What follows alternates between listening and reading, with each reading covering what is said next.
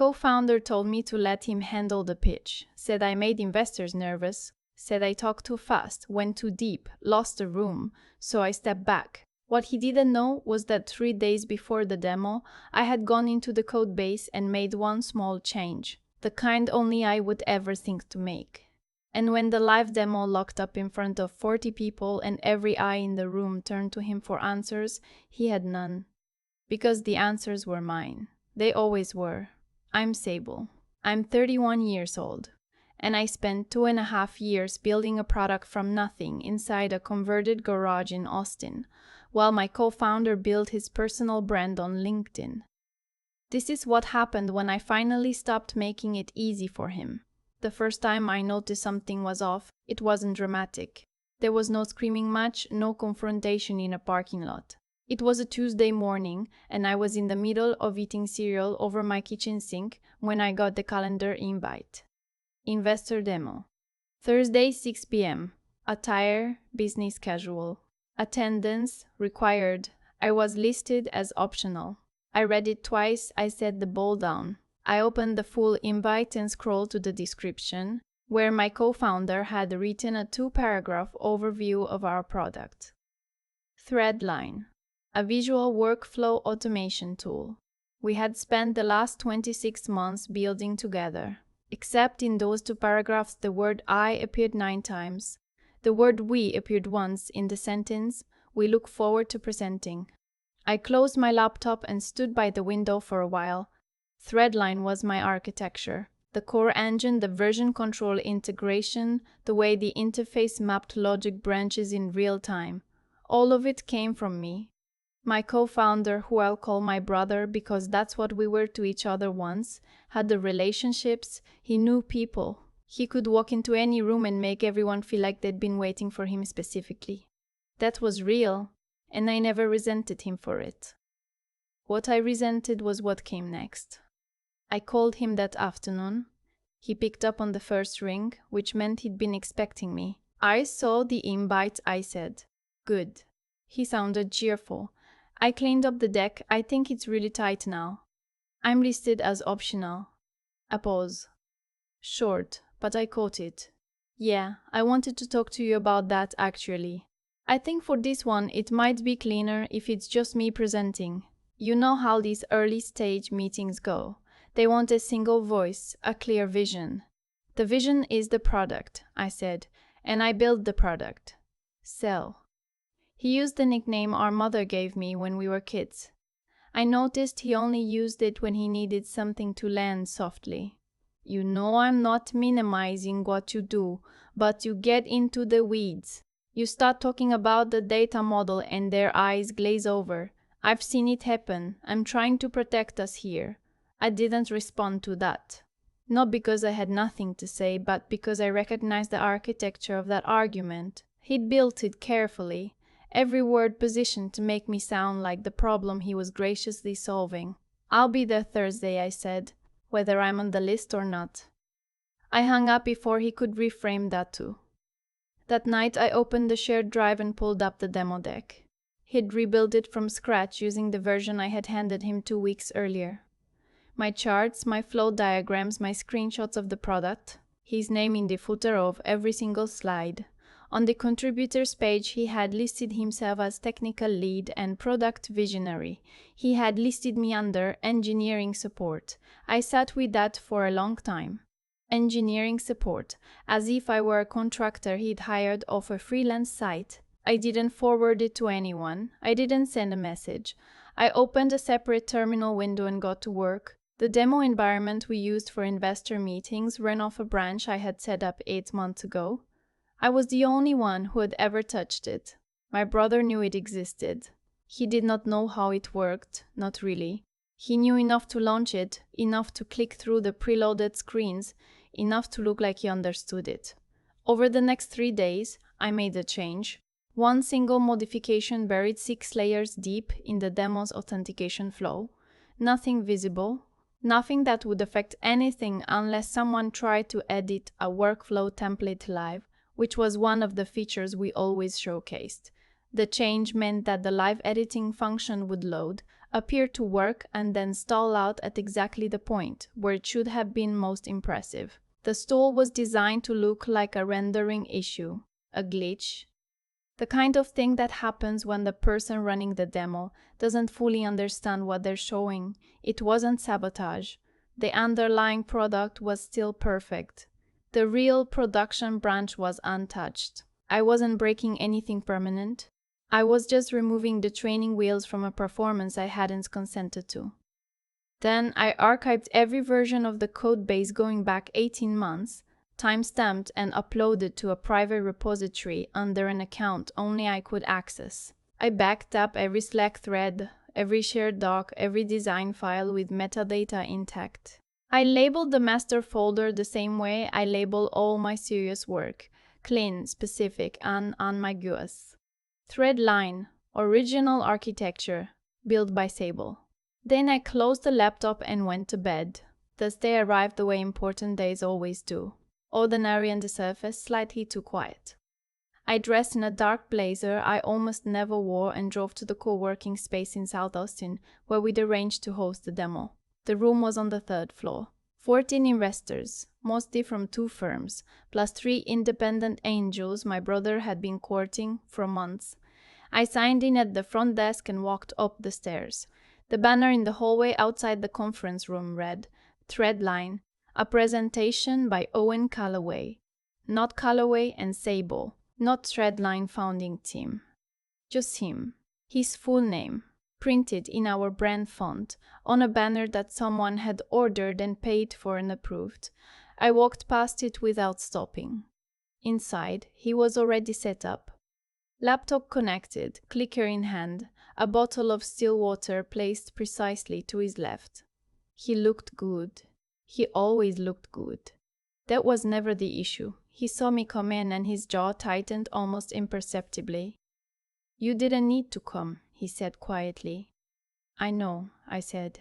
And I took a seat in the back row off to the side where I could see the screen and see the room without being the thing people looked at. The meeting started at 6 on the dot.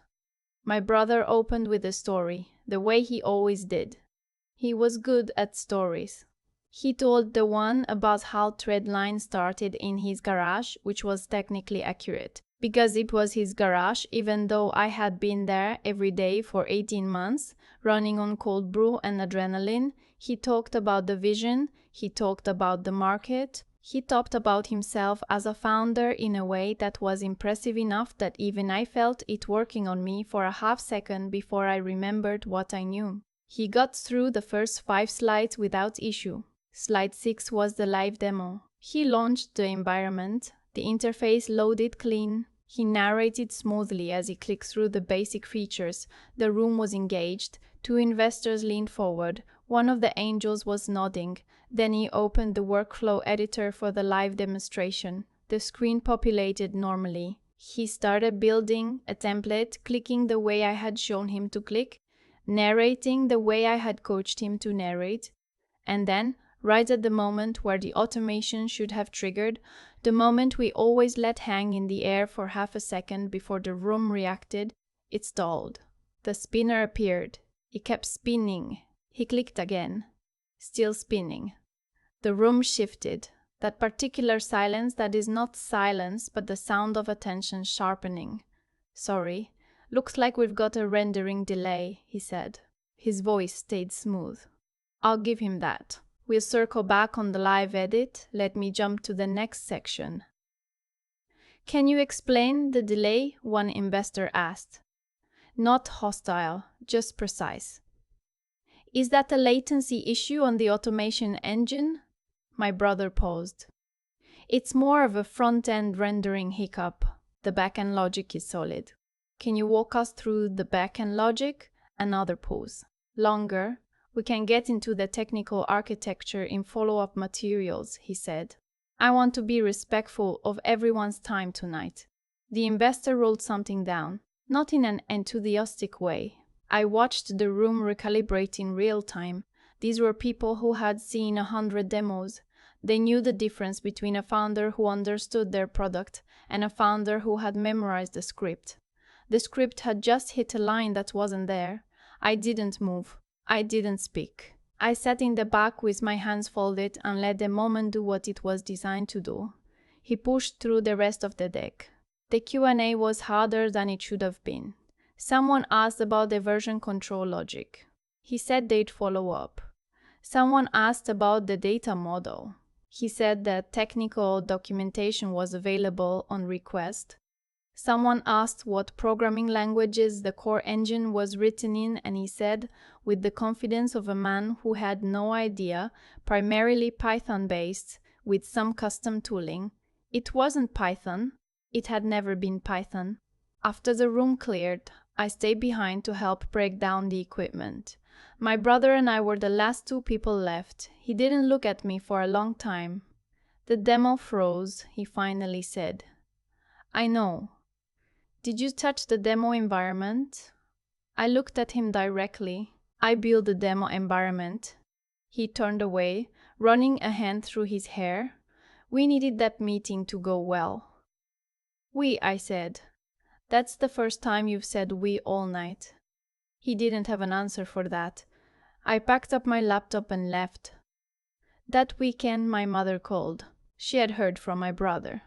She had the version he'd given her, which was that the demo had technical issues and that I had been distant and unhelpful. She spoke to me with that particular patience she used when she'd already decided I was the problem, and was giving me a chance to agree. He worked so hard to set that up, she said. The product works, I said. The demo had one issue. He said you weren't supportive. I was quiet for a moment. I've been building that product for 2.5 years, Mom. I haven't taken a vacation. I work most weekends. The architecture that demo was built on, I designed it from scratch, and my name wasn't anywhere in that room. She sighed. The kind of sigh that means she heard me and has decided to file it under drama. You two have always been competitive. Just don't let it hurt the business. I'm not competitive, I said. I'm accurate. She didn't know what to do with that. Neither of us said much after. I hung up and sat in my car in the parking lot of the grocery store for about 10 minutes, watching people come and go with their carts. Then I drove home and got back to work. What I had started as protection I now understood was documentation. I spent the next 2 weeks building what I privately called the source file. Not evidence in the dramatic sense, not a weapon, just the truth, organized so it couldn't be misread. I had the original repository with commit history going back to day one, every major feature time-stamped with my user ID attached. I had design files with metadata showing creation dates. I had old Figma links where I had shared prototype screens with my brother and he had commented things like, "This is incredible," and "You're a genius, how did you think of this?" I had emails from our early advisors addressed to me specifically, asking technical questions, because everyone who had actually worked with us knew who to ask. I organized it all into folders. I drafted a timeline. I wrote nothing in anger. I made it the kind of document that could sit in a room with lawyers and hold up. Because around week 3, I started thinking seriously about lawyers. A friend of mine who works in IP law, someone I've known since college, sat across from me at a coffee shop in East Austin and listened while I walked her through everything. When I finished, she was quiet for a moment. "This isn't a misunderstanding," she said. "This is a pattern." I know. The question is what you want. Attribution, ownership, compensation, or all three. I want the record to be correct, I said, permanently. I don't care about drama. I care about what exists in writing when this company eventually matters to someone. She nodded slowly. Then we start with an IP ownership claim. You have the commit logs. You have the metadata. You have the timeline. That's actually a strong position, especially for a product that hasn't been sold or licensed yet. The ownership is still being established. What does the process look like? Slow, she said, and expensive, but winnable. I filed a preliminary claim 2 weeks later, not a lawsuit. A formal declaration of authorship and IP ownership with documentation attached, sent through legal counsel to my brother and to our 2-person board of advisors. with a request for a formal meeting to discuss the founding team structure and credit attribution. My brother called me the same night the letter arrived. "What is this?" he said. "It's accurate," I said. "You going to blow up the whole company over credit?" "I'm not blowing anything up. I'm correcting the record. Those are different things." Sell. The nickname again. "We can fix this without lawyers, come on." "You had 3 years to fix this without lawyers," I said. "This is what fixing it looks like now." He was quiet for a long time. I could hear him thinking, which meant he was scared.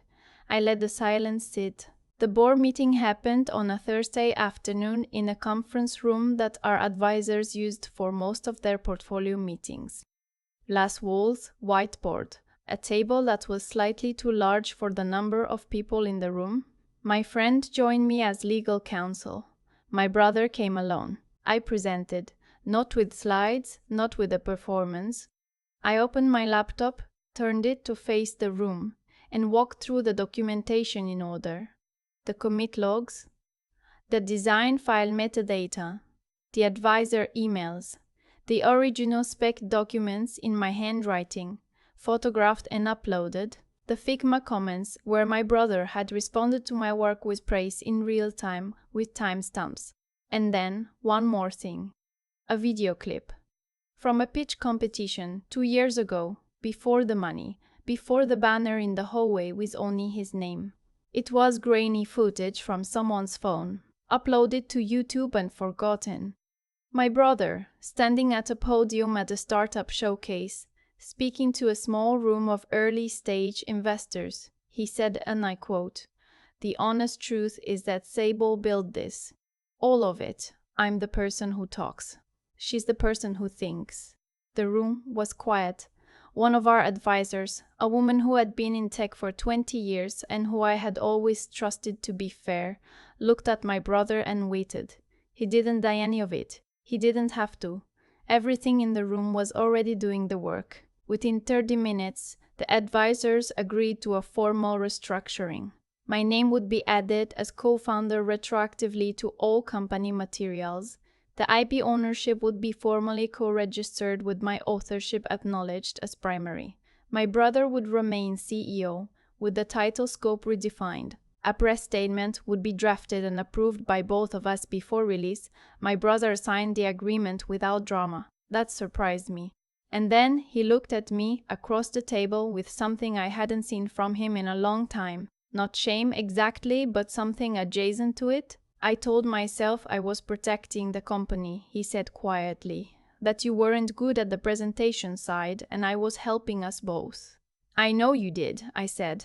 "I think I started believing it. I didn't tell him that I forgave him. I didn't say anything that wasn't true. What I said was, 'I hope you do better.'" He nodded once. Then we both stood up, and that was that. The press statement went out the following Monday. It was clean and factual. Co-founder attribution corrected, IP ownership documented, founding story updated to reflect accurate history. No drama, no narrative about betrayal. Just the record set straight. The response was quieter than I expected, which was what I had wanted. A few people in our network reached out. One early investor sent a note saying he had always assumed I was the technical lead and was glad to see it formally acknowledged. Our product's GitHub repository was updated. My name appeared where it should have appeared from the beginning. The demo environment, for what it's worth, was restored to its original state the morning after the board meeting. I removed the modification myself, cleanly, the same way I had put it in. The product had never been broken. It had just been borrowed without permission, and now it was back where it belonged. That same week, I drove out to a lake about 40 minutes outside of Austin, the kind of place where you can sit on the edge of a dock and hear nothing but water. I brought my laptop out of habit and then didn't open it. I just sat there. I'm not going to tell you the part of the story where I felt vindicated and triumphant, because that's not how it actually felt. It felt more like putting down something heavy that I had been carrying so long I had stopped noticing the weight. Relief without celebration. Quiet without emptiness. My brother and I don't talk much now. My mother still calls. My father reads my work, I've been told, though he has never said so to my face. Maybe that's enough, or maybe it isn't, and I've made peace with the difference. What I know is this: the product is real, the architecture is documented, my name is on it. That's the only ending that matters. A few months after the restructuring, I got a message from a woman I had never met, a developer at a company in Chicago, who had read a short write-up about the Threadline story in a local tech publication. She said, "I'm in the exact same situation. I built everything. I don't know how to make it stop." I wrote back the same day. I told her, "Document everything, starting tonight. Commit logs, design files, emails, anything with a timestamp, not for a fight, for a record, because records outlast arguments, and the truth doesn't need you to perform it. It just needs somewhere to exist." She replied, "Is it worth it?" I thought about that for a minute. Then I typed, "Is the only thing that's yours? Yes." I've thought a lot about the moment Owen signed that restructuring agreement. He didn't argue. He didn't storm out. He just picked up the pen and signed. And I think that's the part people don't expect when I tell this story. They expect fire. What actually happened was quieter than that and somehow harder to sit with. Here's what I've come to understand about the whole thing. The way it unfolded wasn't luck. It wasn't fate. It was cause and effect, plain and straightforward, playing out exactly the way it always does when you actually pay attention. Owen made a series of choices over 2.5 years, each one small enough to explain away, each one building on the last. He told himself a story, that he was protecting the company, protecting me even, that he was the one who could handle the room. And because no one pushed back, because I kept showing up and kept building and kept making the product better, that story started to feel true to him. That's the thing about letting something go uncorrected for long enough. It doesn't just become convenient. It becomes real, at least to the person telling it. And I made choices too. I stayed quiet longer than I should have. Not because I was weak, but because I kept believing the work would speak for itself without me having to force the conversation. I was wrong about that. Work doesn't speak. Work sits there and waits for whoever claims it. That was my lesson, and it cost me years before I learned it. What changed everything wasn't the board meeting or the press statement or even the moment the demo froze in front of those investors. What changed everything was the night I sat down and started documenting. That decision, calm, deliberate, no drama, was the one that made every other thing possible. Because you cannot defend what you haven't recorded, you cannot correct a record that only exists in your memory. The truth needs somewhere to live outside of you, in writing with timestamps, in a place that outlasts any argument. That's the intelligence part. Not brilliance in the flashy sense. Just the discipline to know that what you build deserves to be traceable back to you, and that traceability is your responsibility to create. No one else is going to protect your authorship for you. Not your co-founder, not your family, not the people who benefited most from your work. That's not cynicism, that's just accurate. The ethics of it are simpler than people make them. Owen knew, somewhere, that what he was doing wasn't right. He said it himself, on camera. 2 years before any of this happened, Sable built this, all of it, he knew. He just decided knowing wasn't the same as acting on it, and that's where character lives, in the gap between what you know and what you do. I'm not interested in punishing him for failing that test. I'm interested in passing it myself. The last thing I'll say is this. The developer in Chicago who messaged me, the one asking if it was worth it. I think about her more than anyone else from this whole story. Because she's in the middle of it right now. The way I was. And she doesn't know yet how it ends. What I wanted her to understand, what I want anyone in that position to understand, is that the goal was never to win. The goal was to stop losing ground on something that was already mine. There's a difference. Winning is about the other person. Correcting the record is about yourself. about refusing to let the story of your own work get told by someone who didn't show up for the hardest parts of building it.